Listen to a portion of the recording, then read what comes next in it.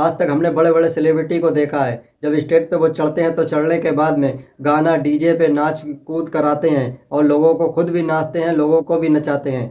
और इन दो भाइयों ने जो काम किया है, इन भाइयों को दिल से सलाम है। स्टेज पे चढ़ने के बाद नाते मुस्तफ़ा पढ़ रहे हैं। सुभान अल्लाह। हो नबी बतलाओ जरा, क्या बात है। सुनते नबी को जहन गया, आका से उसने कहा, अगर हो नबी बतलाओ जरा, मेरी मुट्ठी में है क्या।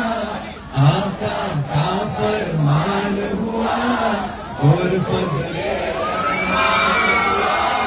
मुट्ठी से पत्थर बोला, ला इलाहा इल्लल्लाह, हस्बी रब्बी जल्लल्लाह, माफी कल्बी गैरुल्लाह, नूरे मोहम्मद सल्लल्लाह, ला इलाहा इल्लल्लाह।